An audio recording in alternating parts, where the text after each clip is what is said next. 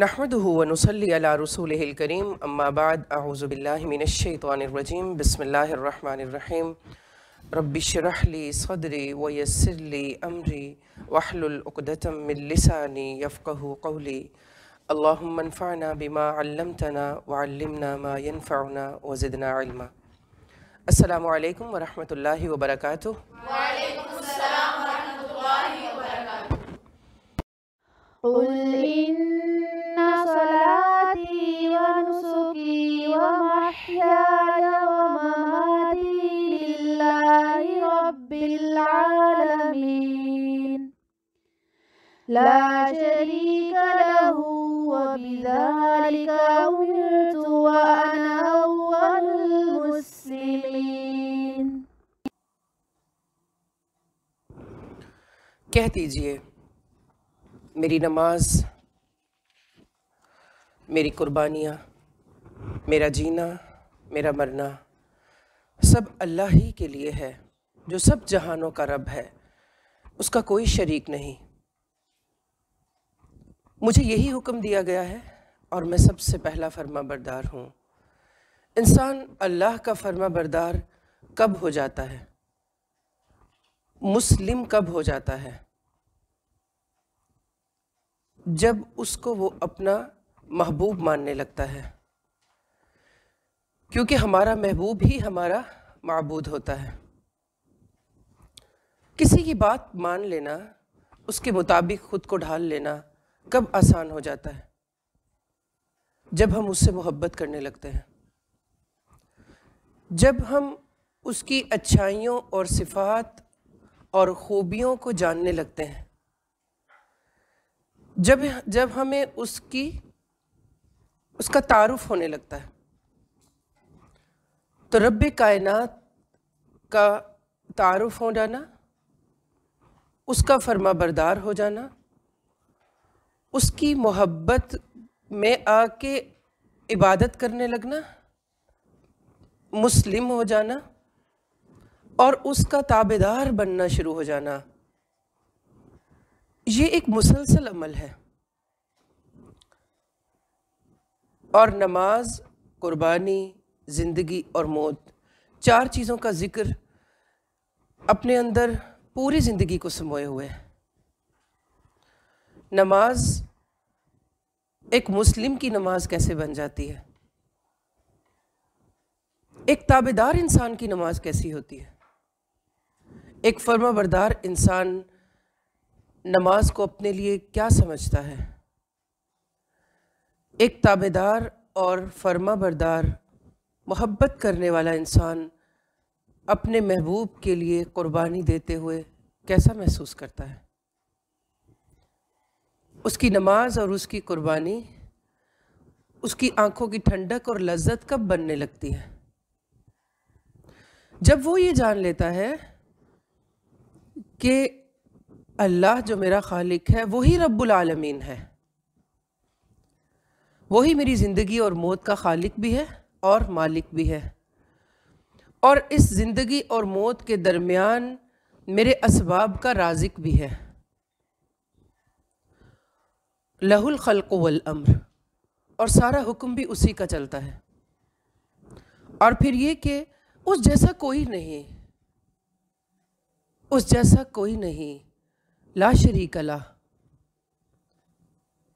मैं जो उम्मीदें उसके साथ लगा सकता हूँ वो किसी और के साथ नहीं लगा सकता। जो रिलेशनशिप मेरी उसके साथ होगी वो अशद है। वल्लज़ीना आमनू अशद्दु हुब्बन लिल्लाह। फिर वो अपने सारे ताल्लुकात, अपनी सारी मोहब्बतें, अपनी सारी कुर्बानियाँ, सारी थकावटें सबसे ज़्यादा शदीद अपने रब के नाम करने लगता है, क्योंकि वो समझ जाता है ला शरीका ला। तो उसके तमाम अहकाम, उसके उमूर, उसकी बातें, उसकी गाइडलाइन, उसकी हदायत, वही मेरे लिए सबसे ज़्यादा महबूब होना चाहिए, सबसे ज़्यादा इम्पॉर्टेंट है, सबसे ज़्यादा बेनिफिशियल भी है। व बिज़ालिका उमिरतु, मुझे इसी बात का हुक्म दिया गया है कि मैं अपने अंदर ये समझ पैदा कर लूँ, मैं उसको पहचान जाऊँ और उसको पहचानना मेरा अपने आप के साथ, अपने नफ्स के साथ, अपनी ज़िंदगी मौत के अय्याम और औक़ात और मामलात के साथ सबसे बड़ी खैरख़ाही है।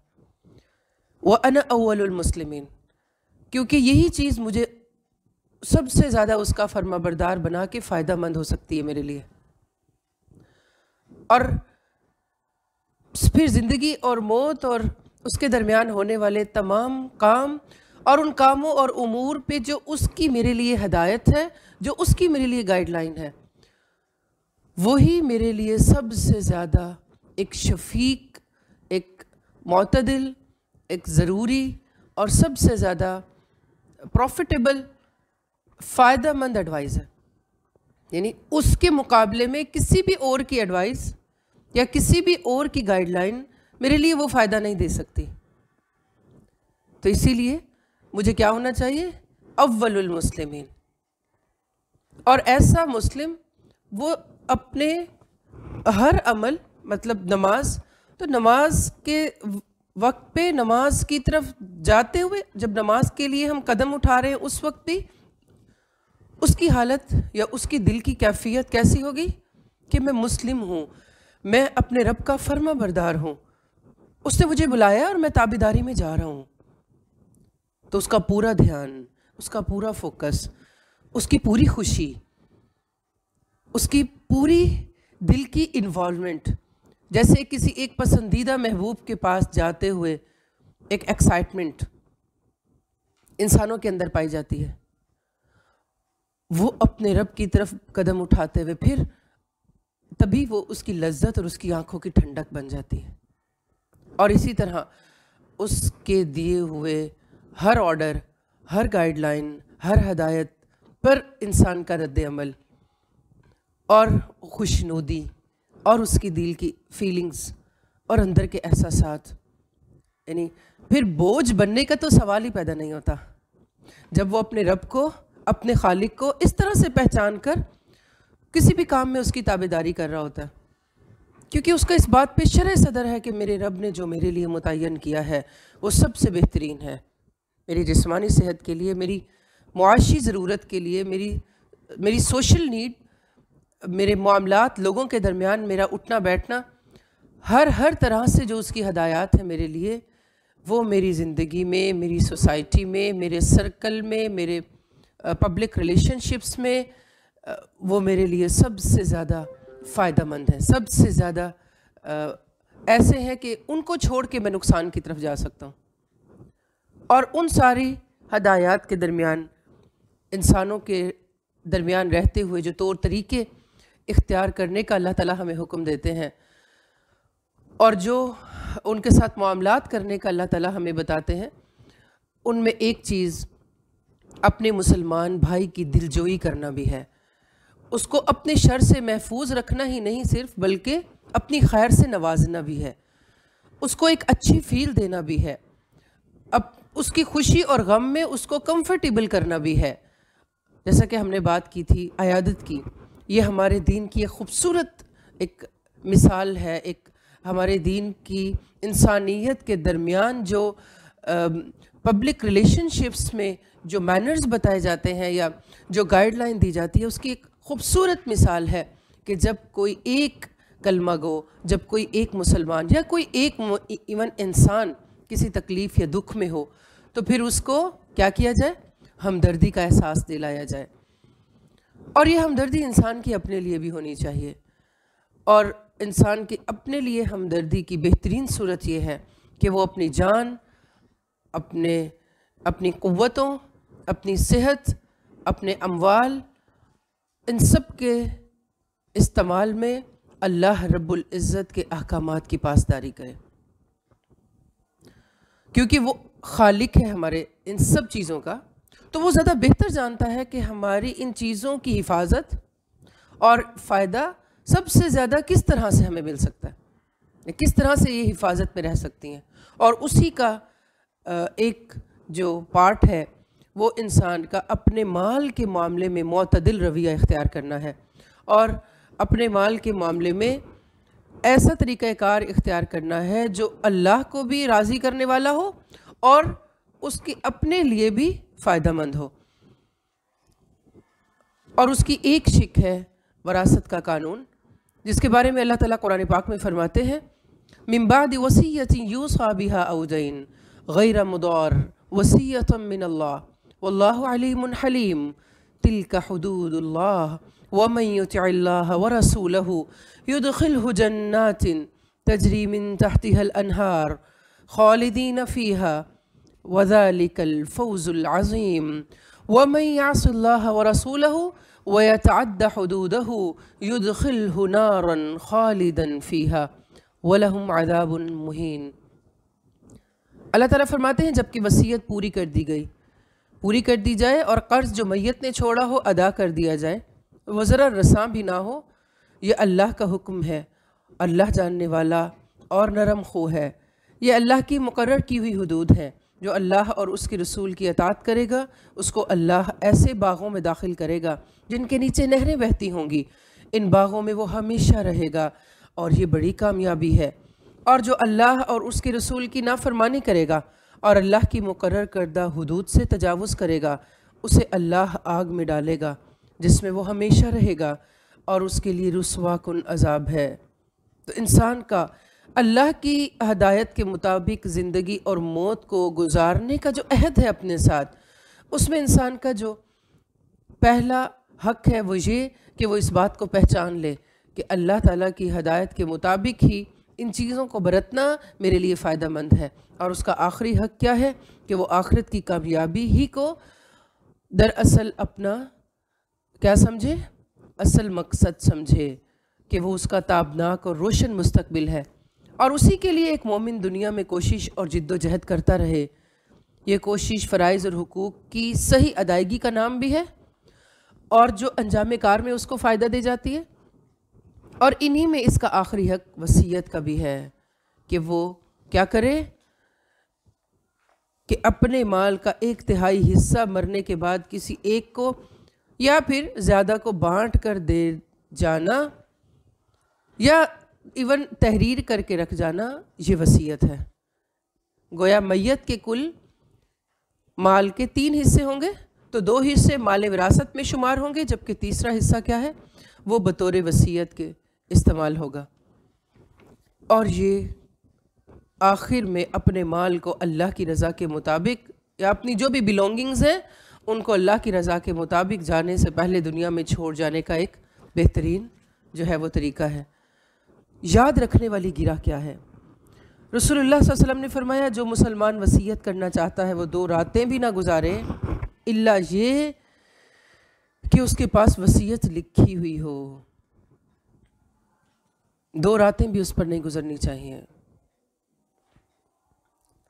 तो सहाबा कराम ने जब ये रसूलुल्लाह सल्लल्लाहु अलैहि वसल्लम की तालीम सुनी और ये हुक्म सुना तो उन्होंने इसको पल्लू से ऐसे बांधा कि हमेशा उनके पास उनकी वसीयत तहरीरी तौर पर लिखी हुई मौजूद हुआ करती थी। अच्छा, इस हुक्म में कि वसीयत का जो माल है उसका हिसाब लिखा हुआ हो और 2 रातें भी सोने की तलकीन की गई कि ना गुज़रें, 2 रातें भी ऐसी ना गुज़रें कि तुम सो जाओ और लिखा हुआ ना हो। इसकी हिकमत यह है कि इंसान को फिर याद भी रहे कि उसके पास क्या कुछ है और उसमें से कितना जो है वो ऐसा है कि वो बांट देना चाहिए, कितना ज़रूरत से ज़्यादा है और कितना ऐसा है कि जो मुझे अपने आगे के लिए वसीयत करके जाना है, जो मुझे मेरी कब्र और आखिरत में फ़ायदा देगा। और इस याद दहानी के लिए भी कि इंसान याद रखे कि वहाँ जो मालिक ऊपर ये सब फैसिलिटीज़ दे के मुझे यहाँ भेजने वाला है, मेरी वापसी उसी की तरफ है, मुझे वापस जाना है और किसी भी वक्त वापसी का बुलावा आ सकता है। तो लिहाजा अचानक फ़ौत होने की सूरत में किसी भी इंसान से लोगों के वो माल और अमानतें ज़ाया ना हो जाएं जिनका वो सरपरस्त रहा है या अमीन रहा था, और क़यामत के दिन वो इस ज़िम्मेदारी की बाज़पुर्स से भी फिर बच जाएगा।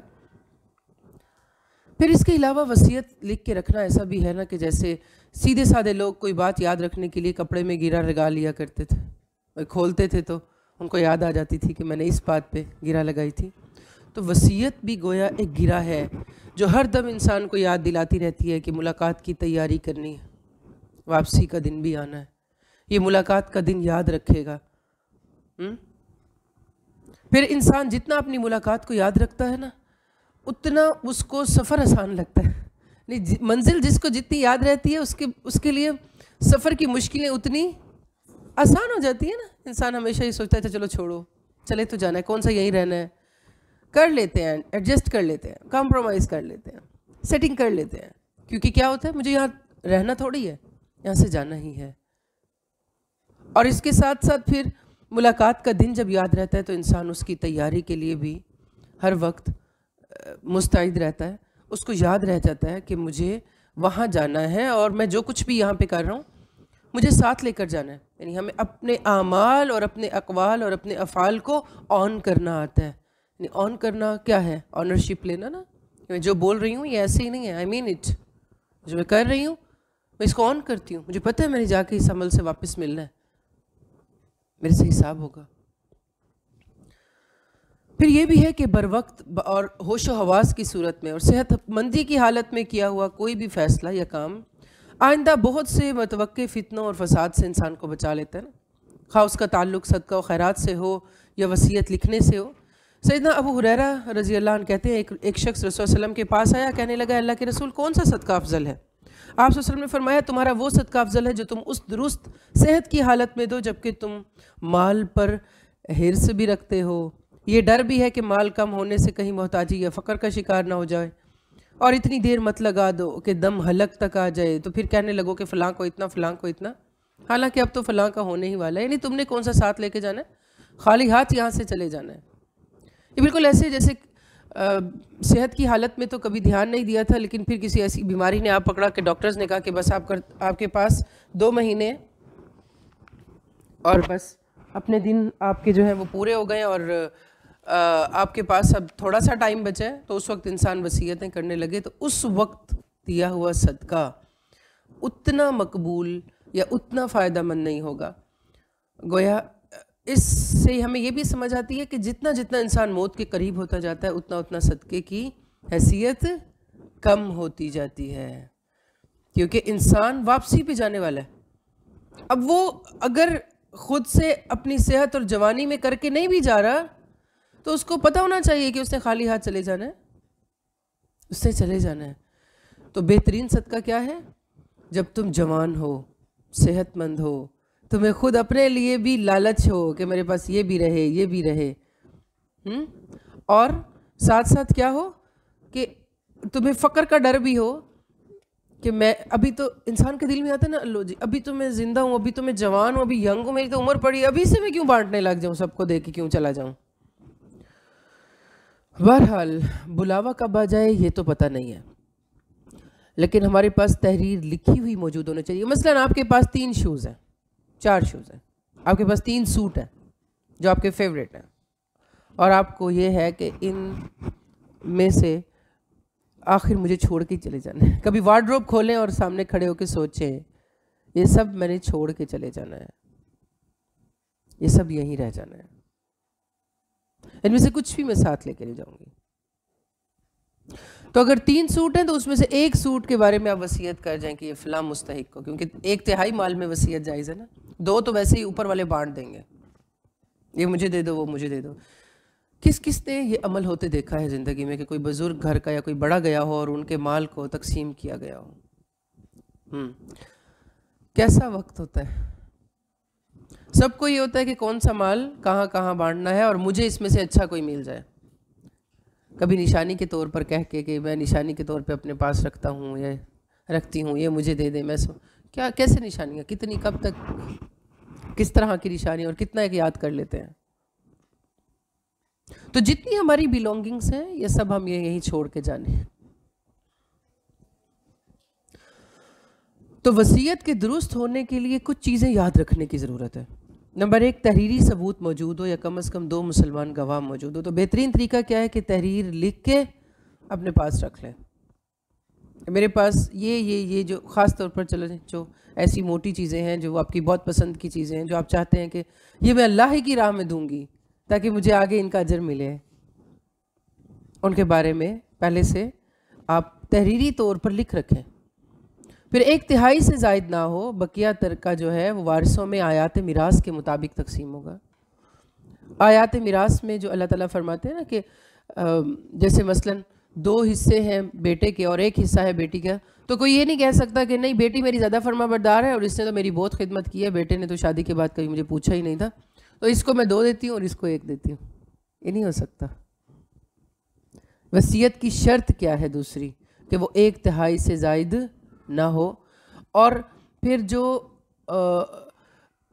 अल्लाह ताला की तरफ से हिस्से मुकर्रर किए हुए उनको आप नहीं बदल सकते, आपने बस उस 1/3 में ही करना है। फिर वारिस के हक़ में आप वसीयत नहीं कर सकते। जो हिस्से अल्लाह ताला ने जिन रिश्तेदारों को कुरान पाक में बता दिए हैं कि इसका इतना, इसका इतना, इसका इतना, वो जो 1/3 आपने बांटना है वो फिर इनको नहीं दे सकते आप, वो फिर आप कहीं और देंगे। फिर वसीयत पर जो गवाही है उसमें भी अल्लाह ताला कुरान पाक में फरमाते हैं कि 2 लोगों का गवाह होना मुनासिब है कि जब तुम में से किसी को मौत आने लगे और वसीयत का करने का वक्त हो तो 2 ऐसे शख्स मौजूद हों जो दीनदार हों और तुम में से हों। सूरत माइदा की आयत नंबर 106 से 108 के अंदर ये सारा मजमून है। फिर ये भी अपने माल की हिफाजत और उसको अल्लाह की रज़ा के तौर पर आखिरी वक्त में इस्तेमाल करने के लिए ज़रूरी है कि वसीयत की मुस्तहब मिकदार जो है वो भी हमें पता हो। पहले तो जैसे है ना कि मुसलमान को अपने माल में 1/3 की वसीयत का हक़ है, इससे ज़्यादा की इजाज़त नहीं है, अलबत्ता इससे कम पसंदीदा और अफजल है। साद बिन अबी वक़ास सख्त बीमार हुए रदियल्लाहु अन्हु, उन्होंने रसूलुल्लाह सल्लल्लाहु अलैहि वसल्लम से वसीयत के मुतल्लिक मशवरा तलब किया तो आपने फरमाया 1/3 की इजाज़त है और 1/3 भी बहुत है। फिर फरमाया ए साद तुम अपने वरसा को खुशहाल रहने दो, ये तुम्हारे लिए इससे बेहतर है कि उन्हें तंग दस्त छोड़ दो और वो लोगों के सामने हाथ फैलाते रहें। फिर फरमाया ए साद अल्लाह की रज़ा के लिए जो भी खर्च करोगे तुम्हें उसका अजर मिलेगा, यहाँ तक कि जो लुकमा तुम अपनी अहलिया के मुंह में दोगे उसका भी अजर है। जो लुकमा तुम अपने, यानी बाज़ औक़ात ऐसे लगता है लोगों को या फिर मर्द हजरात ये समझने लगते हैं कि सदका वो है जो बाहर बाहर सब तरफ डाल दिया या दे दिया कहीं, लेकिन जो घर में बीवी बच्चों पे लगा रहे हैं वो फिर ज़रा तंग हो के या फिर सुनवा के या फिर बहुत एक ऐसी कैफियत का शिकार हो के कि बर्डन फील करके बोझ समझ के कर रहे होते हैं। रसूलुल्लाह सल्लल्लाहु अलैहि वसल्लम ने क्या फरमाया, यहाँ तक कि जो लुकमा तुम अपनी अहलिया के मुंह में दो, घर में भी जो तुम राशन दे रहे हो ये भी अल्लाह ने कबूल करना है, ये भी सदक़े का अजर तुम्हें मिलेगा कि तुम खिला पिला रहे हो, अपनी फैमिली को खुशहाल रखा हुआ है तुमने। सैयदना अब्दुल्ला बिन अब्बास का कौल है, मुझे ये पसंद है कि लोग 1/3 के बजाय 1/4 की वसीयत किया करें क्योंकि रसूल सल्लल्लाहु अलैहि वसल्लम ने 1/3 को ज़्यादा करार दिया है। फिर जो तीसरी इंपॉर्टेंट बात है वो ये कि वसीयत मीरास के हकदार के लिए नहीं है। वालिदैन और करीबी रिश्तेदार जो पहले ही माल वरासत के शरन हकदार हैं उन्हें वसीयत के माल में से हिस्सा नहीं दिया जा सकता, यानी उस 1/3 में से। फिर याद रखिए कि वसीयत का हुक्म भी उन अहकामात में से है जो इस्लाम के इब्तदाई ज़माने में एक सादा और मुख्तसर अंदाज में नाजिल किया गया, फिर मोमिनीन के दिलों में ईमान के रासिख हो जाने के बाद और इस्लाम के अरकान की मजबूती आ जाने के बाद ज़्यादा तफसील और वजाहत से नाजिल हुआ और पहला हुक्म जो है वो मनसूख हो गया था, अगरचे उसकी तिलावत बाकी है, तिलावत किया जाता है। फिर नए हुक्म में तमाम वारिसों और उनके हिस्से वरासत को बयान कर दिया गया और अब वसीयत जो पहले मरने वाले पर अपने मुआशरती दस्तूर के मुताबिक कुल माल पर थी, सिर्फ 1/3 या 1/4 माल पर रह गई है और वारिस रिश्तेदार इससे मुस्तस्ना करार दिए गए हैं। रसूलुल्लाह सल्लल्लाहु अलैहि वसल्लम ने हज्जतुल वदा के मौके पर फरमाया था, अल्लाह ताला ने हर साहिब हक़ को इसका हक़ दे दिया है, लिहाजा किसी वारिस के हक़ में अब वसीयत जायज़ नहीं। यह माल वसीयत इन रिश्तेदारों और अजीज़ों को फ़ायदा दे देता है जो शरई ज़ाब्ते के लिहाज से मिरास के हिस्सादार तो नहीं ठहरते मगर माली मोहताजी की बिना पर इस माल के मुस्तहिक होते हैं और इनकी कुछ ना कुछ मदद हो जाती है। मसलन कोई आपकी दूर पार की फैमिली मेम्बर्स में से कोई ऐसी फैमिली है, कोई बेवा है, कोई विडो है, कोई बच्चे हैं ऐसे, और वो वरासत की तकसीम में तो शामिल नहीं होते, कुरान पाक में उनका हिस्सा नहीं बयान हुआ, लेकिन आप जानते हैं कि वो ज़रूरतमंद हैं, तो वो जो 1/3 है, 1/3 हिस्सा जिसकी आप ख़ुद अल्लाह ताला चाह रहे हैं, देखिए ये भी अल्लाह की कैसी करम नवाजी है। माल आपका था, अल्लाह ने आपको हिफाजत के लिए दिया हुआ था, यानी आप जा रहे हैं सारा कुछ छोड़ के, वो अल्लाह का माल है, देने वाला भी वही है और छोड़ के भी वापस जा रहे हैं। अल्लाह ने मुकर्रर हिस्से कर दिए, लेकिन उसमें से भी 1/3 छोड़ दिए कि अपनी मर्ज़ी से इस्तेमाल कर जाओ जाते जाते। तो आप उस फैमिली को या उस खातून को या उस बेवा को या उन बच्चों के हक़ में वो जो 1/3 है उसको दे सकते हैं। तो अगर कोई रिश्तेदारों में ऐसा नहीं है तो दूसरे मुस्तहिकीन के लिए या फिर चैरिटी के किसी काम में सर्व करने के लिए ये माल वसीयत सदका जारिया बन जाता है। अब्दुल्ला बिन अब्बास रज़ी अल्लाह अन्हु की रवायत है कि रसूलुल्लाह सल्लल्लाहु अलैहि वसल्लम ने फरमाया, अहले वरासत को उनके हिस्से दे दो, फिर जो माल बचा रहे वो उस नातादाद मर्द के लिए है जो मैयत से अगला नज़दीकी रिश्ता रखता हो। यानी कि जो स्टेप्स है ना, एक बिल्कुल करीबी रिश्ता, फिर उससे थोड़ा सा आगे, फिर उससे थोड़ा सा आगे, फिर उससे आगे। फिर कानून वरासत की जो तफसीलात हैं वो सूरत निसा में अल्लाह ताला ने तफसील से बताई हैं हमें। बचने वाले माल से मुराद माल वसीयत भी है, और वो माल भी हो सकता है जो तकसीम के वक्त वारिस किसी वजह से नहीं लेना चाहते और उस पर मैयत की तरफ से कोई वसीयत भी नहीं है। मसलन कि सब ने तकसीम कर लिया लेकिन कुछ चीज़ें बची हुई हैं, कोई लेना ही नहीं चाह रहा, या फिर कुछ माल ऐसा है जिसके बारे में मरने वाले ने कोई ख़ास हदायत भी नहीं की, वो भी रह गया। फिर कुछ सूरतें ऐसी हैं जिसमें वसीयत अगर लिखी हुई भी मिल जाएगी तो वो कबूल नहीं की जाएगी, उस पर अमल नहीं किया जाएगा। ऐसी वसीयत जो शरीयत यानी शरई अहकामात से टकराती हो उस पर अमल नहीं किया जाएगा, उस पर अमल करना गुनाह है। जैसे वसीयत पर अमल ना करना, उसको छुपाना या उसको बढ़ाना घटाना गुनाह है। लेकिन अगर कोई गैर शरई वसीयत कर जाता है, मसलन मैं मर जाऊं तो फलां को मेरे चेहरे मेरी मैयत पे ना बुलाना, वो करीबी रिश्तेदार है, सिला रहमी भी आती है, फ़लाँ मेरे बेटे को, फ़लाँ मेरी बहू को, फ़लाँ मेरी बेटी को ना बुलाना, इस तरह की चीज़ें हो जाती हैं ना। मैं मर जाऊं तो मेरी मैयत पे न लाना, मेरा जनाजा ना पढ़ने देना, ये कैसी वसीयत है? इसको अमल इस पे होना चाहिए। ऐसी वसीयत जिससे किसी की हक तलफी होती हो, खुसूसन जबकि वो किसी मुस्तहिक वारिस के हक में जायज़ हक में महरूमी या ज़्यादती का सबब बनती हो और वो भी नाकाबिल कबूल और बातिल करार दी जाएगी, ऐसी वसीयत ज़रर वसीयत भी कहलाती है। यानी ये वो वसीयत है जो तकलीफ़ दे है, इस पर अमल नहीं किया जाएगा। फिर हराम और गैर दीनी कामों पर या बिद्दत के कामों पर ख़र्च करने के लिए वसीयत की जाए तो वो भी नाफिज नहीं होगी। मसलन मैं मर जाऊं तो मेरी मैयत को दफनाना ना जब तक इतने कुरान उसके ऊपर खड़े होकर पढ़ ना लेना, मसलन इस तरह की कोई चीज़।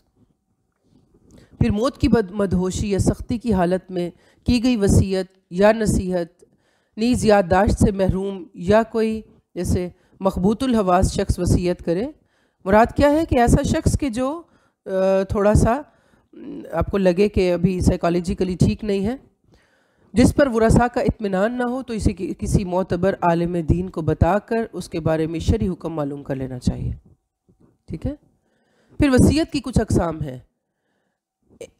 एक वसीयत होती है बराए मालो असबाब, जो उसके पास उसकी बिलोंगिंग्स हैं, उसका माल है, उसके बारे में वसीयत। फिर दूसरी वसीयत है बराए हुकूक व वाजबात, और तीसरी है बराए नसीहत और तज़किया। अब जो मालो असबाब में है, मसलन कुछ भी है उसके बिलोंगिंग्स में, उसकी कोई जेवरात हैं, कोई करेंसी है, कोई बैंक अकाउंट्स हैं, कोई सर्टिफिकेट्स हैं, कोई मनकूला गैर मनकूला जायदाद वगैरह, ये सब तरका में शामिल है। फिर इस तमाम मतरूका माल का एक तिहाई तक गैर वारिस कराबतदारों, दोस्तों या मुस्लिम उम्मत के कामों के लिए, किसी चैरिटी के कामों के लिए वसीयत में मुख्तस किया जाता है, और कोई चाहे तो अपना ये इख्तियार फ़ी सबीलिल्लाह कामों में ख़र्च करने के लिए इस्तेमाल कर सकता है। ऐसी वसीयत में 1/3 तक माल के मामले में हिकमत से किया हुआ फ़ैसला उसके लिए क़यामत तक सदका जारिया बन सकता है। مثلا आपको पता है कि आपके शहर में, आपके मुल्क में कोई ऐसा प्रोजेक्ट हो रहा है जो बेहतरीन सदका जारिया नस्लों तक जा सकता है। मसलन कोई ऐसे एरिए में नहर खुदवाई जा रही है, मसलन आपको पता है कि किसी ऐसे इलाके में दरख्त लगाए जा रहे हैं, या कोई ऐसा इंस्टीट्यूशन है जो लोगों को उनकी अखलाकी, जिस्मानी, रूहानी तालीम और तरबियत और नस्ल दर नस्ल खैर को फैलाने के कामों में एक लॉन्ग प्रोजेक्ट है, और वो लगा हुआ है और उसमें खैर बहुत दूर तक जाने वाली है। तो वो जो 1/3 अल्लाह ताला हमें देते हैं, उसकी एक रुख्सत, उसको आप किसी भी ऐसे काम में जो बेहतरीन आगे नस्ल दर नस्ल फ़ायदा उठता रहे उससे, वो आपके लिए क़यामत तक या क़यामत के बाद ये सदका जारिया के तौर पर आपके काम आ सकता है। फिर दूसरी हुकूक व वाजिबात में वसीयत होती है, यानी करीबुल मर्ग 1/3 वसीयत तक के लिए ये भी फैसला कर सकता है कि उसके तमाम मुदरजा झेल वाजिबात इस मद में अदा कर दिए जाए। मसलन कोई उधार है, कर्ज वगैरह है, या कोई रोज़े वो नहीं रख सका तो कहता है कि मेरे इस 1/3 में से फिदिया दे दें। फिर ज़कात है, अगर देने वाला था और नहीं दे सका। फिर फ़र्ज़ हज की नीयत थी और मौत ने करने की मोहलत नहीं दी। कोई जायज़ नज़र मानी थी मगर पूरी नहीं कर सका। फिर इसी तरह अगर कोई मर्द किसी वजह से बवक्त निकाह बीवी को हक महर नहीं अदा कर सका तो वो इस तिहाई में से अदा करने की वसीयत भी कर सकता है कि मेरा जो 1/3 है इसमें से मेरी बीवी को उसका हक महर दे दिया जाए। जैसे एक साहबी आए, उन्होंने आके कहा कि अल्लाह के नबी, मेरी वालदा मोहतरमा को अचानक मौत ने आ लिया। मुझे लगता है अगर उनको मौका मिलता तो वो कुछ ना कुछ माल सदका करने की ज़रूर वसीयत करती हैं, तो क्या मैं उनके माल में से सदका कर दूं? तो आपने फरमाया ज़रूर कर दो। फिर तीसरी जो वसीयत है वो है नसीहत और तज़किया के हवाले से। वसीयत माल के अलावा उन हदायत और इंतज़ामात से मुतल्लिक भी हो सकती है जो करीबुल मर्ग अपने मुतल्लिकीन के ज़िम्मे लगा जाता है। मसलन कोई नाबालिग औलाद की देखभाल है, उनके छोड़े हुए कोई बच्चे छोटे छोटे हैं, उनके बारे में कोई वसीयत कि मैं तुम्हें वसीयत करता हूँ कि इनको दीन की या शरीयत के उसूलों के मुताबिक इनकी परवरिश करना। मसलन इनको अपने दीन की समझ बूझ के लिए कुरान पाक तर्जुमे के साथ और फ़हम के साथ ज़िंदगी में एक मरतबा ज़रूर पढ़ा देना ताकि हुज्जत तमाम हो जाए। ये भी वसीयत मानी जाएगी। मसलन उनकी अपनी कोई लाइब्रेरी, कोई बुक्स हैं, कोई कुतुब खाना है, कोई शिफा खाना है, या अपनी ज़िंदगी में वक्फ़ किए गए किसी इदारे की देखभाल है और इंतज़ाम में और कोई उसकी इंतज़ामदारी और लोगों की अमानतों को लौटाना वगैरह है। मसलन कोई किसी इंस्टीट्यूशन को लेके चल रहा था और उसमें चैरिटी के काम होते थे, तो वसीयत करे कि मेरी वसीयत है कि मेरे जाने के बाद फ़लाँ फ़लाँ इस काम को ऐसे ही सदका जारिया के तौर पे इन रिसोर्सेज के साथ कायम और दायम रखा जाए। तो इस वसीयत को भी उसी तरह वसीयत माना जाएगा। फिर दीनी इल्म अमल और तज़किया के बारे में भी वसीयत हो सकती है। मसलन कि मैं आपको वसीयत करके जाता हूँ कि मेरे घर, मेरे अयाल को हुकूकुल्लाह की पाबंदी और नेकी का हुक्म और बुराई से मना करने की मैं ताकीद कर रहा हूँ। फिर ख़ानदानी रवायात में हलाल और मुबाह उमूर की पासदारी। मसलन मैंने अपने ख़ानदान में शरई पर्दे को रिवाज दिया और उसको कायम रखा। मैं वसीयत करता हूँ कि मेरी ज़िंदगी के बाद भी मेरे इस अमल को बाकी रखा जाए। या फिर ये कि वो कोई भी और नसीहत तज़किया के हवाले से कि फ़लाँ जो हमारे रिश्तेदार हैं उनके साथ हमारा आना जाना नहीं था, या फिर कुछ भी। और जैसे बाज़ औक़ात ऐसा होता है कि भाइयों में भी आपस में चपकलिश हो जाती है, फैमिलीज़ टूट जाती हैं, तो कोई अल्लाह की तरफ से ऐसे होता है कि कोई एक पर्सन फैमिली का कहता है कि नहीं, इस चीज़ को ख़त्म करें और सिला रहमी पे आएँ, तो वो नसीहत करें, अपने बाद वालों को वसीयत करें कि मैं इस चीज़ को यहीं पे ख़त्म करने की और इस झगड़े को और इस लड़ाई को ख़त्म करने की वसीयत करता हूँ कि अगर अब तक मौत फोत और ख़ुशी में उन लोगों को नहीं बुलाया गया तो मैं इस चीज़ को ख़त्म करता हूँ कि मेरे मरने पे इस रस्म को जारी ना रखा जाए। समझ रहे? तो इंसान को अपनी वापसी के मामले में संजीदगी से सोचना बनता है कि नहीं? बिल्कुल। और अपनी मोहलत अमल के होते हुए वो अपनी ज़िंदगी के मामलात पे नज़र करे, संजीदगी से सोचे और अपने बाद वालों को अच्छे नकूश पे चलने और अपने लिए सदका जारिया बनने के लिए उन्हें वसीयत करके जाए कि मैं अपनी ज़िंदगी में जितना खैर और भलाई के उमूर पे लोगों को इकट्ठा कर सकूं कर लूं। ऐसी वसीयत न सिर्फ अहले ख़ानदान के लिए फ़ायदेमंद हो सकती है बल्कि आने वाली नस्लें और मुआशरे के दूसरे अफराद भी इससे फ़ायदा उठा सकते हैं और यूँ ये वसीयत उनके लिए सदका जारिया भी बन सकती है। फिर याद रखिए, इस किस्म की जो नसीहत आमोज़ वसीयत है, तरका वाली वसीयत के बरक्स, ये तमाम वारिसों गैर वारिसों सब के लिए। ऐसी वसीयत में इस बात का ख्याल रखें कि सिर्फ आपका ज़ाती मफाद या गर्ज़ मुक़द्दम न रहे बल्कि बात आपकी नस्लों की फ़लाह की भी हो। और इस अंदाज से की गई हो कि पढ़ने और अमल करने वालों के लिए जबर, तंगी और बेजारी का पहलू ना निकले, बल्कि पुरअसर पुरहिकमत तरीके से पैगाम उनके दिल में उतरता रहे। मसलन आप वसीयत कर जाएंगे, मैं जब मर जाऊं तो फ़लाँ नहीं मुझे नहलाना है। अब वो फ़लाँ उस वक्त मौजूद ही ना हो, बीमार हो, किसी मुशक्क़त में हो, बहुत दूर हो, वो इस टेंशन में पड़ जाए कि मुझे तो वसीयत करके गए थे। नहीं, अल्लाह के साथ अपना ताल्लुक़ मजबूत रख के अल्लाह से मांगते रहें कि अल्लाह मेरे आखिरी रसूम, मेरे गुस्ल और मेरा कफ़न और मेरे सतर की पासदारी और उस वक्त मेरा पहनावा तो नेक और मुत्तकी लोगों के हाथ में रखना, अपने से डरने वालों के हाथ में मुझे देना। और याद रखिए, इसके लिए सबसे इम्पॉर्टेंट चीज़ है हमारे दुनिया में मामलात, रिलेशनशिप्स, ताल्लुकात और दोस्तियाँ।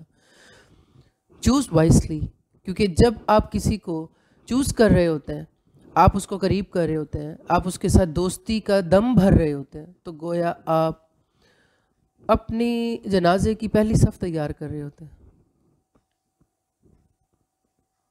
तो ज़रूर देखिए कि आप मरने के बाद जिन लोगों के साथ हम ताल्लुकात रख रहे हैं या उनके साथ बढ़ा रहे हैं, सबसे करीब कौन, सबसे पहले कौन पहुंचता है? जो सबसे ज़्यादा क्लोज होता है, दोस्तों में भी, रिश्तेदारों में भी। तो इंसान ये काम दुनिया में भी करके जाए कि अच्छे, नेक, अल्लाह से डरने वाले, बाअखलाक, बाकिरदार, पॉजिटिव, मुस्बत सोच रखने वाले, खैर के कामों पे जमा रहने वाले लोगों के साथ हमारा उठना बैठना, खाना पीना, लेन देन, आना जाना हो, ताकि ऐसे मौके पे जब हम लोगों के अपना काम खुद नहीं कर सकते और लोगों के मोहताज हैं कि उन्होंने हमारे कपड़े भी काट के उतारने हैं और हमें नहलाना भी है और हमें चादरों में लपेटना भी है, तो ना तो प्रोफेशनल लोगों के हाथों में दे दे कि हम पीछे छोड़ के जाए ही ना ऐसे लोग, या अपने कराबतदारों, अपने रिश्तेदारों, अपनी फैमिली में कोई ऐसे लोग ही ना हों कि जो उस वक्त हमें संभाल सकें, हमारे पर्दे रख सकें, कि वो पैसों की खातिर जो ये काम कर रहे हैं उनके हाथों में आ जाए हम। तो गोया ज़िंदगी में ही मौत की तैयारी है ना, जैसे हर तरह से, तो इस वक्त की तैयारी भी ज़िंदगी में ही है, आपके रिलेशनशिप्स के अंदर है। आप कितने मुत्तकी लोगों के साथ आपका, यानी वैसे तो हम खुशगपियाँ और हमारे फैमिली गैदरिंग्स या हमारी दोस्तियाँ और हमारे रिश्ते और हमारे नाते और हमारी शेयरिंग और हमारी सारी रिलेशनशिप्स या हमारा PR दुनियादारों के साथ है जिनको अल्लाह से डर, खौफ या शरीयत के उसूल, कवायद कुछ भी नहीं पता, और आखिर वक्त में हम चाहें कि मुत्तकी लोग हमारे इर्द गिर्द बैठे हों, जो दिल से हमारे लिए दुआएं कर रहे हों और गवाहियाँ दे रहे हों और अल्लाह से इस्तिग़फ़ार कर रहे हों, और वसीयत में हम फिर ऐसी बातें लिख के चले जाएं कि वो फ़लाँ मुत्तकी आलिम फ़लाँ वो मेरा जनाजा पढ़ाए, वो मुझे नहलाए, वो मुझे दफनाए, वो मुझे फ़लाना फ़लाना करे।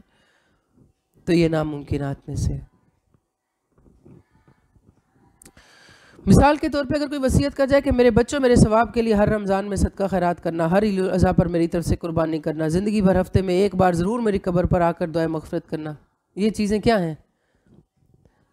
ये दुरुस्त नहीं है, ये लोगों को अपने पीछे थकाने वाली बात है, उनको परेशान करने वाली बात है। ये सारे काम ज़िंदगी में खुद के लिए कर ले, अपनी फ़िक्र खुद कर ले। अगर उन्होंने आपको अपने वालिदैन के लिए ऐसा कुछ करते देखा है तो शायद वो ऐसी कोशिश करते रहेंगे। आप इस्लाम के सांचे में ढली हुई ज़िंदगी गुजारते रहे हैं तो बच्चे लाशऊरी और लाजमी तौर पर आपके नक्शे कदम पर चलने की कोशिश करेंगे। यूँ इनमें हर अच्छे अमल को मुस्तकिल मिजाजी से निभाने की खूबी और आदत भी होगी। एक बुक है खुर्रम मुराद साहब की आखिरी वसीयत, स्टॉल पे भी आई थिंक अवेलेबल है, अगर नहीं है तो उसको अवेलेबल कीजिए। खुर्रम मुराद जा साहब की एक बुक है आखिरी वसीयत, वो उन्होंने अपनी फैमिली के लिए, अहले खाना के लिए लिखी थी, और मोहतरमा बुशरा इरशाद की किताब है या बुनज, वो उन्होंने अपने बेटे के लिए लिखी थी। ज़रूर पढ़िए इनको। खुर्रम मुराद जाह साहब और मोहतरमा बुशरा इरशाद। खुर्रम मुराद जाह साहब की बुक का नाम है आखिरी वसीयत और बुशरा इरशाद साहिबा की किताब का नाम है या बुनज। ये आप सबके पास मौजूद होनी चाहिए, ठीक है। फिर गैर मुस्लिम ममालिक में बसने वाले मुसलमानों का वसीयत और नसीहत लिख कर रखना, ये फिर ज़रूरी इसलिए भी उनके लिए ज़्यादा ज़रूरी हो जाता है कि आप देखिए कि वहाँ के शहरी कवानीन के मुताबिक अपनी ज़िंदगी में सरकारी वसीयतनामे पर ज़रूरी इंदराज ना किए जाएं कुछ, तो ना सिर्फ मैयत को वहाँ गैर इस्लामी तरीके से कफना दफना दिया जाता है, बल्कि उनकी तमाम अमलाक को वरासत में मुंतकिल होने के बजाय सरकारी कब्ज़े में चली जाती हैं। उसामा बिन ज़ैद कहते हैं रसूल सल्लल्लाहु अलैहि वसल्लम ने फरमाया, मुसलमान काफिर का वारिस नहीं होगा और ना काफिर मुसलमानों का वारिस हो सकता है। यानी वारिस और मौरूस दोनों के लिए मुसलमान होना ज़रूरी है। तो जब कोई गैर मुस्लिम मुल्क में रहते हुए वसीयत लिख के नहीं जाएगा तो क्या होगा? खुद ब खुद गवर्नमेंट के पास उसकी सारी बिलोंगिंग्स चली जाएंगी। और ख़ास तौर पर जब मर्द हजरात बाहर कमाने के लिए जा रहे होते हैं, फैमिलीज़ इधर मौजूद होती हैं और अल्लाह ना करे कोई एक्सीडेंट या कुछ ऐसी चीज़ हो जाती है और वहाँ उन्होंने डॉक्यूमेंटेशंस पूरी नहीं की होती, तो फिर पीछे से फैमिलीज़ भी कुछ नहीं कर सकती। अंबिया ने भी अपने वारिसों को वसीयत की थी और ये बेहतरीन वसीयत होती है। इनमें पैगाम हक भी होता है जो ता क़यामत तमाम नस्लों तक मुंतकिल होता चला जाता है। कुरान मजीद में अल्लाह ताला फरमाते हैं, इज़ क़ाल लहू रब्बुहु अस्लिम क़ाल अस्लमतु लिरब्बिल आलमीन ववस्सा बिहा इब्राहीम बनीहि व याक़ूब या बुनय्या इन्नल्लाह अस्तफ़ा लकुमुद्दीन फ़ला तमूतुन्न इल्ला व अंतुम मुस्लिमून। जब इब्राहीम अलैहिस्सलाम को उनके रब ने कहा फर्माबरदार हो जाओ, उन्होंने कहा मैंने रब्बुल आलमीन की फर्माबरदारी की और उसी की वसीयत इब्राहीम और याकूब ने अपनी औलाद को भी की कि हमारे बेटो, अल्लाह ताला ने तुम्हारे लिए इसी दीन को पसंद किया है, तुम्हें इस हालत में मौत आए कि तुम मुसलमान हो। लुक़मान अलैहिस्सलाम ने अपने फ़र्जंद को वसीयतें की थी, या बुनैया ला तुशरिक बिल्लाह इन्नल्लाह इन्नश्शिर्क लज़ुल्मुन अज़ीम। ऐ मेरे बेटे, अल्लाह के साथ किसी को शरीक न करना, बेशक शिरक बड़ा भारी जुल्म है। फिर या बुनैया अक़िमिस्सलात वअमुर बिल मारूफ वन्हा अनिल मुनकर वस्बिर अला मा असाबक। 3 वसीयतें की, नमाज कायम करना, अच्छाई का हुक्म देना, बुराई से रोकना और जो भी तकलीफ़ तुम्हें पहुँचे उस पर सब्र करना। हमें अपने बच्चों को कैसी वसीयतें करनी चाहिए? हमारे यहाँ तो कभी मैं सोचती हूँ कितना उल्टा चल रहे हैं हम। ईंट का जवाब पत्थर निसाब में शामिल होती हैं चीज़ें और बच्चों को पढ़ाते हैं, सिखाते हैं, उनको मतलब समझाते हैं और अगर ना लिख पाएँ बच्चे तो नंबर भी काट लेते हैं। उनको पता होना चाहिए कि ईंट का जवाब पत्थर से, साथ ही ज़रूर बताएं ये इस्लामिकली ठीक नहीं है, ईंट का जवाब पत्थर से नहीं। वस्बिर मा असाबक, इसका मतलब ये नहीं कि तुम मुंह आगे कर दो कि और पत्थर मारो और मार लो। अल्लाह के रसूल सल्लल्लाहु अलैहि वसल्लम ने हमारे लिए अल्लाह ताला की सबसे बड़ी नेमत और जो है वो वरासत में छोड़ी और फरमाया, ऐ लोगों, मैं तुम में 2 चीज़ें छोड़ कर जा रहा हूँ, अगर तुम इसे मजबूती से पकड़ लोगे तो कभी गुमराह नहीं होगे। एक अल्लाह की किताब कुरान है और दूसरी मेरी सुन्नत। और खुश नसीब हैं वो लोग जिनको अल्लाह ताला ज़िंदगी में इन दोनों का मज़ा चखा दें कि आपको अल्लाह ताला कुरान की तालीम भी दे रहे हैं और सुन्नत रसूल की समझ भी दे रहे हैं। अल्लाह हमें तौफीक दे कि हम रसूल सल्लल्लाहु अलैहि वसल्लम की इस वरासत और वसीयत को संभाल सकें, नस्ल दर नस्ल पहुँचा सकें। अब्दुल्ला बिन औफर रज़ी अल्लाह अन्हु से रवायत किया गया कि रसूल सल्लल्लाहु अलैहि वसल्लम ने कोई वसीयत फरमाई थी, उन्होंने कहा नहीं। फिर उनसे पूछा गया कि लोगों पर वसीयत कैसे फ़र्ज़ हुई या उनको वसीयत का हुक्म कैसे दिया गया? उन्होंने कहा रसूल सल्लल्लाहु अलैहि वसल्लम ने कुरान पर अमल करने की वसीयत फरमाई थी और कुरान में वसीयत का हुक्म वाज़े है।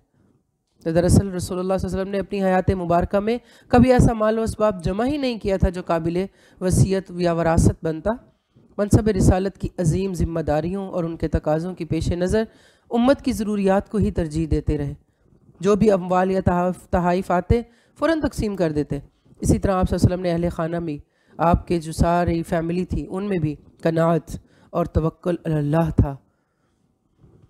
अमर बिन हारिस जो रसूल सल्लल्लाहु अलैहि वसल्लम के साले हैं, उम्मुल मुमिनीन सैयदा जवेरिया रज़ी अल्लाह अन्हा के भाई, वो कहते हैं और रवायत करते हुए फरमाते हैं रसूल सल्लल्लाहु अलैहि वसल्लम ने अपनी वफ़ात के वक्त कुछ भी न छोड़ा, न दिरहम छोड़ा, न दिनार छोड़ा, न कोई लोंडी छोड़ी, न गुलाम छोड़ा, न कोई चीज़, सिर्फ एक सफ़ेद खच्चर, चंद हथियार और कुछ ज़मीन थी जिसे आप वक्फ कर चुके थे। सुभान अल्लाह, इतने सक्सेसफुल पर्सन। सैयदा आयशा रज़ी अल्लाह बयान करती हैं कि रसूल सल्लल्लाहु अलैहि वसल्लम ने फरमाया, हम पैगंबरों का कोई वारिस नहीं होता, जो भी हम छोड़ जाएं वो सदका है। हमें भी अपने अहल-ए-याल को वसीयत में कुछ उमूर की सख्ती से तंबीह करनी चाहिए। और ज़िंदगी में ही ये हुज्जत तमाम कर देनी चाहिए, कभी बिठा के ना सब जब बैठे हों तो ये बातें वाज़े कर देनी चाहिए कि मैं ज़िंदगी में ही ये बात कर रही हूँ, ये कर रहा हूँ और फिर मैं बरी हूँ। मेरी वफ़ात पर वावेला, सीना, चेहरे को पीटना, बाल नोचना, कपड़े वगैरह फाड़ना, हया बाख्ता हो जाना, या फिर जुदाई के गम में मुंह से खिलाफ इस्लाम बातें निकालना, ज़िंदगी में ही इन चीज़ों से बरात का इजहार कर लें। फिर मेरा गुस्ल, कफन, जनाजा, नमाज जनाजा, तदफीन वगैरह सब सुन्नत के मुताबिक हो। ये जितनी हमारे यहाँ जितनी भी एक्स्ट्रा चीज़ें हैं, ये वाली चादर, वो वाली चादर, वो वाला पानी, वो वाला ये तरीक़ाकार, ये सारी चीज़ें सुन्नत के मुताबिक इन तमाम औक़ात में जो आखिरी उमूर हैं वो निभाने की वसीयत ज़िंदगी में कर लेनी चाहिए।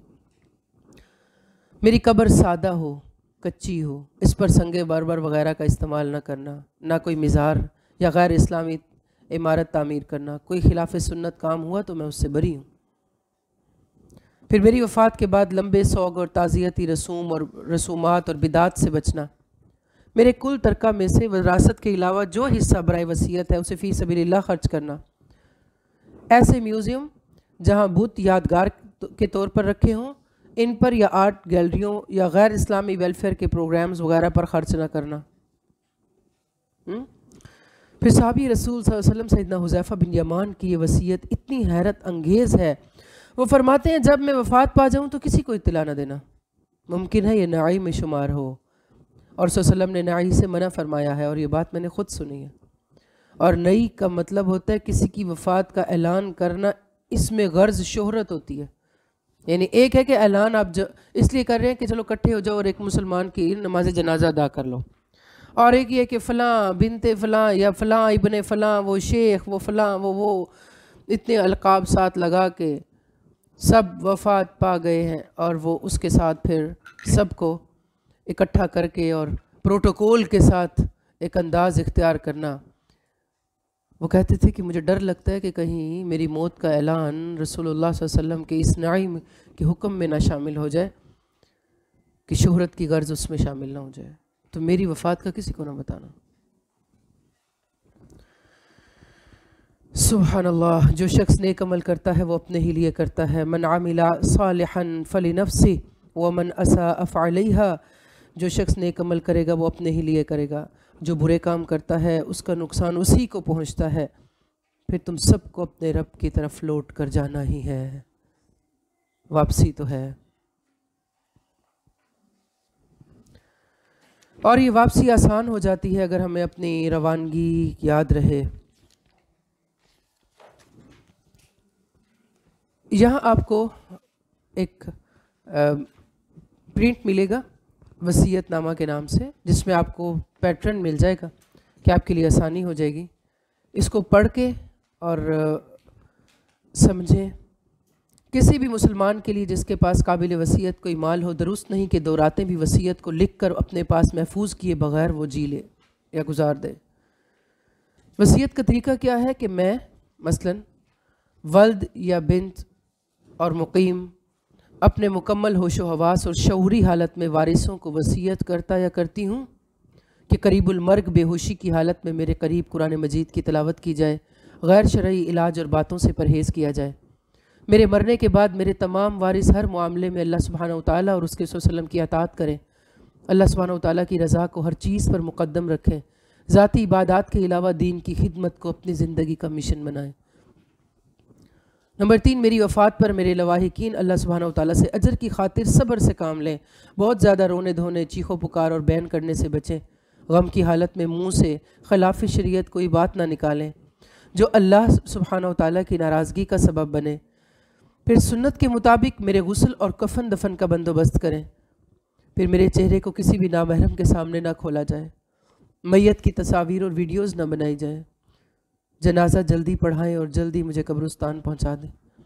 हादसाती मौत की सूरत में मेरा पोस्टमार्टम ना किया जाए, इल्ला ये कि कोई कानूनी ज़रूरत पड़ जाए। आपको पता है ना, पोस्टमार्टम में इंतहाई एक गुस्ताखी भी होती है जिस्म, एक मैयत के जिस्म के साथ, और बेपर्दगी भी होती है। फिर गैर शरई रसूमात कुल 40वां जुमेरातें और दीगर बिदात से इज्तनाब किया जाए। मेरे लिए बख्शिश और आसान हिसाब की दुआ कर दें। अगर मेरी वफ़ात बैरून मुल्क हो तो मेरी वफ़ात वाले मकाम पर ही दफन करें, क्योंकि रसूल सल्लल्लाहु अलैहि वसल्लम की हदीस क्या है कि जो कोई अपने आबाई वतन से जितनी दूर जो है वो वफ़ात पा जाए, उसका जितना वो फासला है उसके मुताबिक वो जन्नत से करीब कर दिया जाता है। तो इतनी मेहनत मुशक्क़त करके आबाई जगहों पर वापस लाया जाता है। शरीय तरीका क्या है कि जिसको अल्लाह ने जहाँ बुलाया बस उसको वहीं उसी ज़मीन में दफना दें, मसनून तरीके से दफना दें। फिर मेरी कब्र लाहद वाली बनाएं, इसे कच्चा और सादा रखें, कोई इजाफी चीज़ साथ ना रखें। जैसे कभी लोग जमजम वाला पानी, कपड़ा, पता नहीं कोई दरूद, कोई कुछ रख रहे होते हैं कब्र में। कब्र को संगे मरमर या किसी और चीज़ से पुख्ता ना करें। फिर मेरी औलाद और उनकी औलाद की तरबियत कुरान और सुन्नत के मुताबिक की जाए, उन्हें कुरान और सुन्नत की तालीम दी जाए। हज मुझ पर फ़र्ज़ हो चुका था, मैंने नफली हज की नज़र मानी थी, लेकिन बावजूद नीयत और इस्तात के नहीं कर सका या सकी, लिहाजा तरका में से अखराजात के लिए रकम अलग कर लें और आइंदा साल हज के मौके पर किसी दीनदार मुत्तकी हज की ख्वाहिशमंद को इस रकम से मेरा हज बदल करा दें जो अपना फ़र्ज़ पहले कर चुका हो हज अदा। फिर मेरे ज़िम्मा कुल रोज़ों की, यानी जितने भी रोज़े होंगे, मसलन 30-35 मेरी ज़िंदगी में, क्योंकि जैसे ही बलूगत की उम्र शुरू होती है तो रोज़े हम पे फ़र्ज़ हो जाते हैं। फिर बाज़ औक़ात शऊर नहीं होता और साल हर साल गुज़रते जाते हैं। फिर हम कुरान की तरफ आते हैं, अल्लाह हमें शऊर देता है, तो पिछली ज़िंदगी के रोज़े रहे होते हैं, लेकिन वो तो फ़र्ज़ हैं और वो ऐसा फ़र्ज़ है जिनका फ़िदिया देना या उनकी कज़ा देनी है। तो अगर कज़ा देने की हिम्मत नहीं हो सकी तो फिर उनके लिए फ़िदिया है कि किसी और को ज़रूर रखवाने हैं। तो उनको फिर क्या किया जाए, अपनी हैज़ की, या फिर अगर मर्द हज़रात हैं तो अपने साल ज़िंदगी के जितने भी काउंट करके, और फिर रमज़ान कितने गुज़र गए और उनमें फिर कितने दिन बनते हैं, उसके मुताबिक फिर दिनों के शुमार के साथ उन रोज़ों का फ़िदिया जो है वो अदा किया जाए।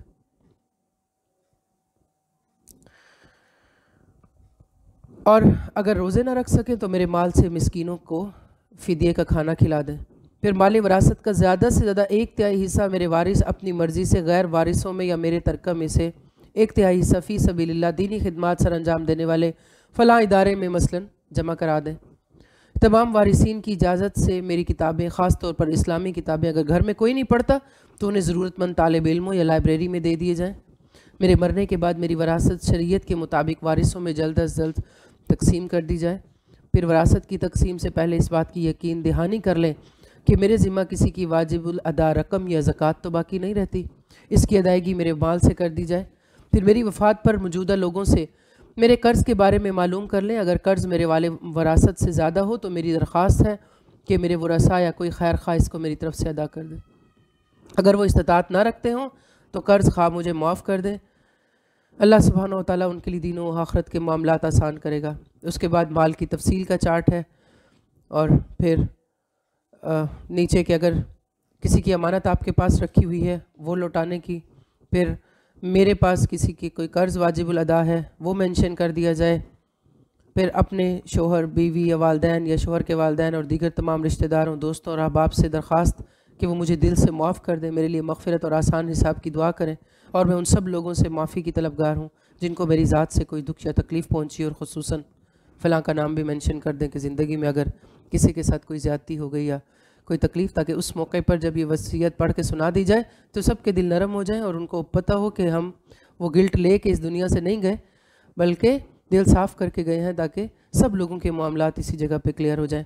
और उसके बाद फिर गवाहान के दस्तखत, फिर तारीख़ वगैरह भी।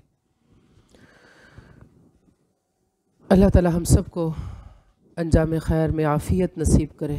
सुब्हानकल्लाहुम्मा रब्बना व बिहम्दिका नशहदु अल्ला इलाहा इल्ला अंता नस्तगफिरुका व नतूबु इलैक।